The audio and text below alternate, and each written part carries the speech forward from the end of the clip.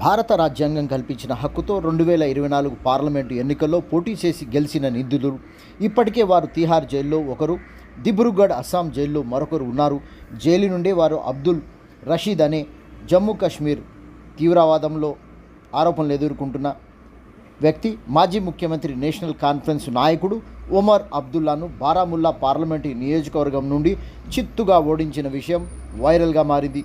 జమ్మూ కాశ్మీర్ ముఖ్యమంత్రి పార్లమెంటు ఎన్నికల్లో ప్రచారం నిర్వహించకుండా నామినేషన్ వేసిన స్వతంత్ర పార్లమెంటు అభ్యర్థిగా పార్లమెంటు నియోజకవర్గ ప్రజలు ఆయన్ను 2 లక్షలకు పైగా భారీ ఓట్ల మెజారిటీతో గెలిపించి దేశ ప్రజలను ఆశ్చర్యానికి గురిచేసిన విషయం ఇప్పుడు చెప్పుకోవచ్చు. రాజకీయ విశ్లేషకులు అంటున్నారు, తీవ్రవాద ఆరోపణలు ఎదుర్కొంటూ జైలులో ఉన్నవారు ప్రజాసేవ ఏ విధంగా చేస్తారో అర్థం కాకుండా ఉంది. నేరారోపణలు రుజువైతే కోర్టు శిక్ష ఖరారు చేస్తే పార్లమెంటు సభ్యత్వం దానంతట అదే రద్దవుతుందని విశ్లేషకులు తెలుపుతున్నారు.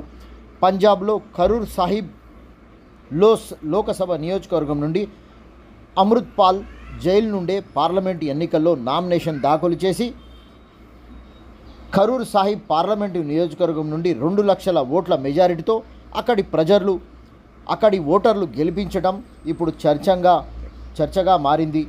పంజాబ్లోని అజ్నాలా పోలీస్ స్టేషన్ మీద వందలాది మందితో కత్తులతో దాడి చేసిన ఘటనలో ఖలిస్తాన్ తీవ్రవాద సంస్థకు పనిచేస్తున్న అమృత్పాల్ను జాతీయ భద్రతా చట్టం కింద అరెస్టు చేసి జైలుకు పంపడమైనది.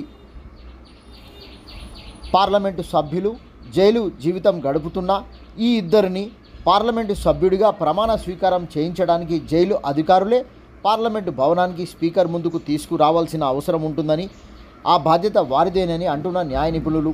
వారు ఎదుర్కొంటున్న ఆరోపణలు రుజువైతే వారి పరిస్థితి ఇక అంతే సంగతులని తెలుస్తుంది.